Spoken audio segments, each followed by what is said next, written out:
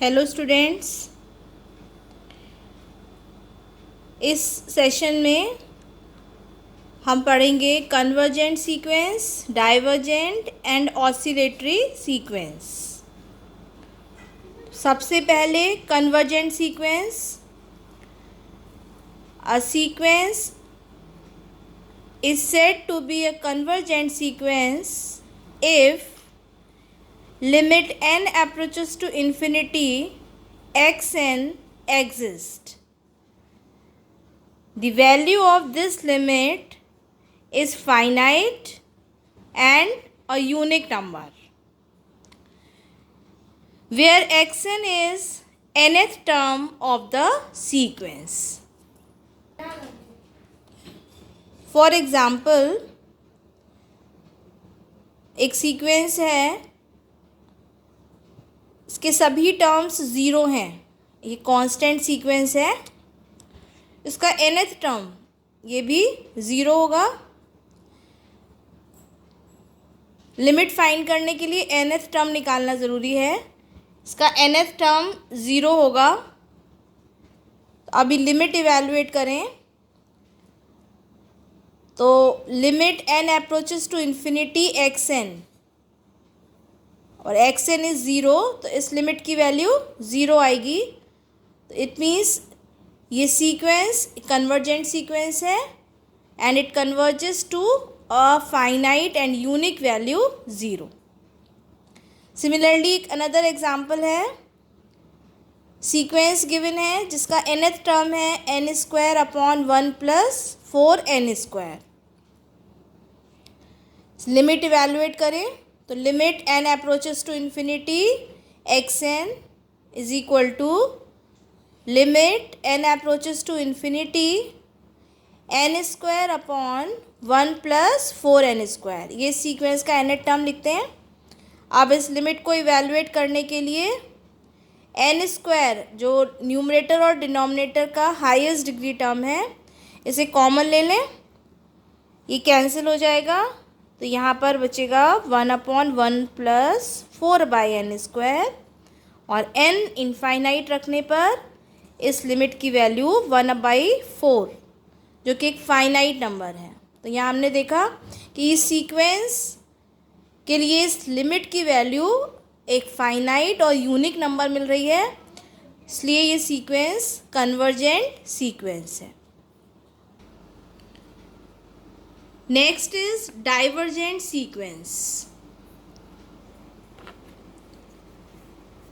A sequence is said to be divergent if this limit is plus infinity और minus infinity. Means इस limit की अगर finite value नहीं है और ये हमें प्लस इन्फिनिटी मिल रही है या माइनस इन्फिनिटी मिल रही है, तब सीक्वेंस डाइवर्जेंट सीक्वेंस कहलाएगी। फॉर एग्ज़ाम्पल सीक्वेंस है जिसका nth टर्म n है। इस सीक्वेंस की जो एलिमेंट्स हैं वो नेचुरल नंबर्स हैं, तो इसके लिए लिमिट अगर इवैल्यूएट करेंगे तो इसकी वैल्यू इनफाइनाइट आ रही है। तो ये सीक्वेंस डाइवर्ज कर रही है इन्फिनिटी पर, तो ये सीक्वेंस डाइवर्जेंट सीक्वेंस है। इसी तरीके से एक अनदर एग्जाम्पल लिया है जिसका nth टर्म है -2n+1। अब इसके लिए लिमिट अगर इवैल्यूएट करें तो 2n+1 n इन्फिनिटी पर इसकी वैल्यू इन्फिनिटी और विद माइनस साइन, तो इसकी वैल्यू लिमिट की आएगी माइनस इन्फिनिटी। तो ये सीक्वेंस डाइवर्ज हो रही है माइनस इन्फिनिटी पर। ये फाइनाइट वैल्यू नहीं है, इसलिए ये सीक्वेंस डाइवर्जेंट सीक्वेंस कहलाएगी। Next is oscillatory sequence. अभी हमने देखा कन्वर्जेंट और डाइवर्जेंट।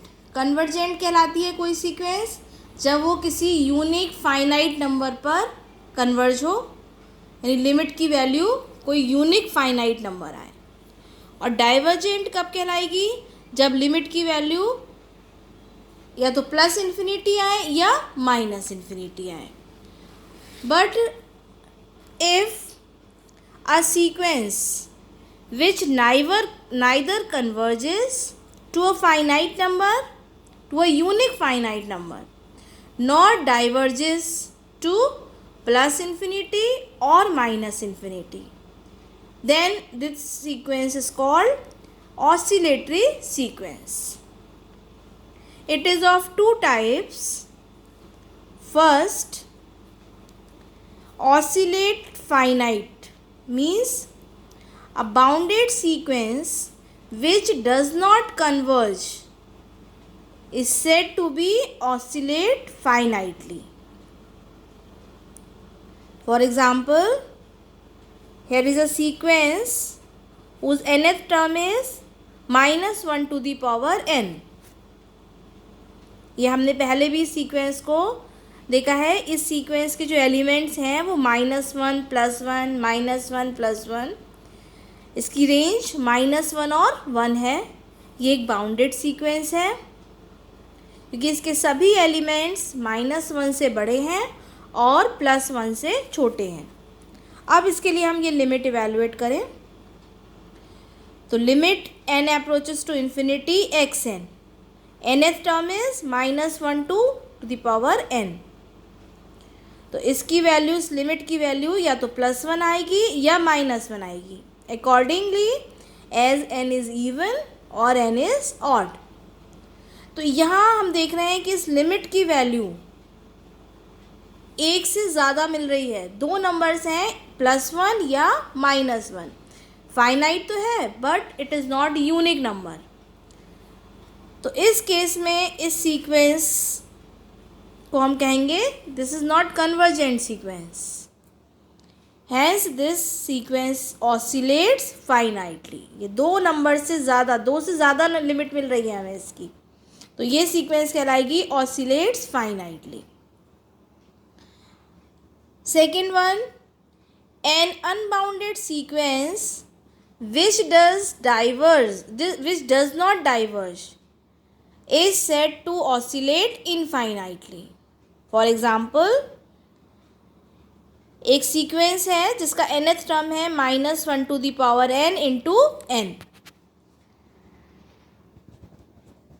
अब इसके लिए हम लिमिट अगर इवैल्यूएट करें सीक्वेंस की तो when n is even तो इसकी वैल्यू प्लस इन्फिनिटी आएगी. And when n is odd तो -1 to the power n will become -1 into infinity. तो इस लिमिट की वैल्यू -इन्फिनिटी आएगी.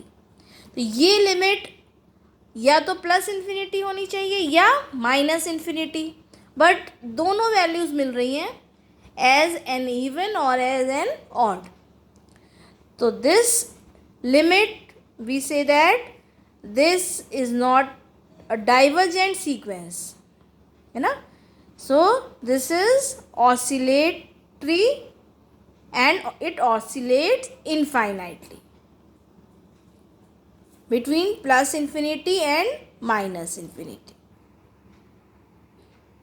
We have some results which we are using to check whether a given sequence is convergent or divergent. कुछ results हैं. First one, if a sequence is monotonically increasing and bounded above, then it is convergent.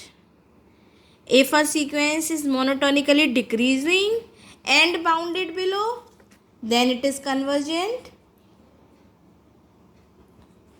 If a sequence is monotonically increasing and unbounded above, then it diverges to plus infinity.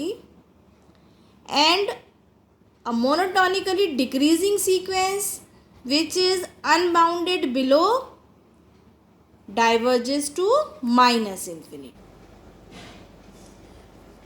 We have to check given sequence is convergent or not. तो इस sequence का पहले nth term find करें. first step is to find nth term of this sequence. nth term,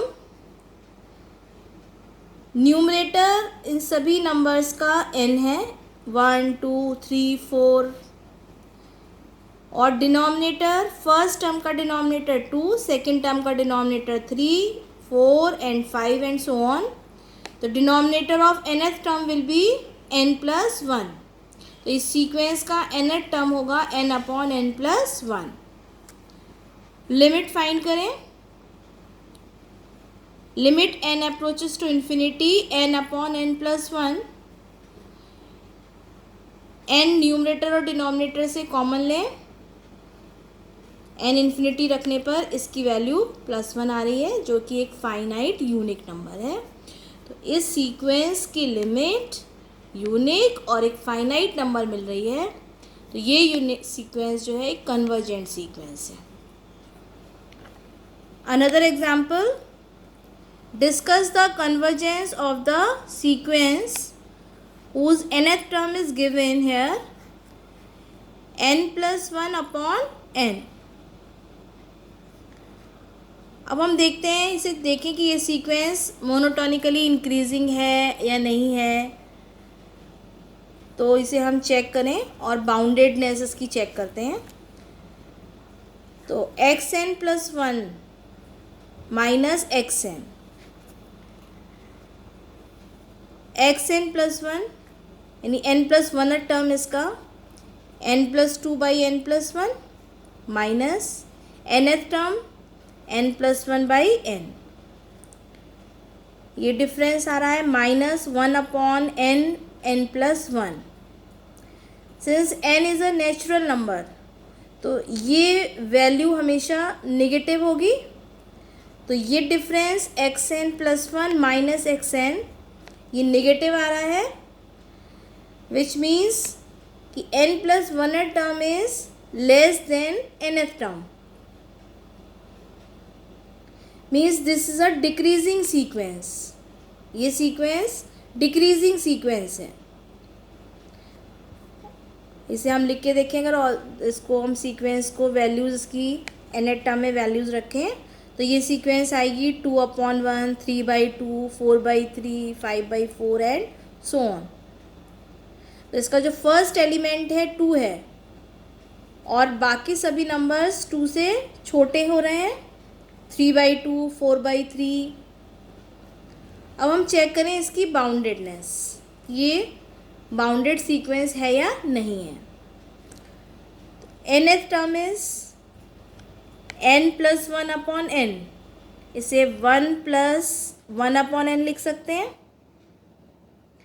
ये number हमेशा 1+nth term जो है हमेशा इसका 1 से बड़ा होगा. तो इस सीक्वेंस के सभी नंबर्स 1 से बड़े हैं.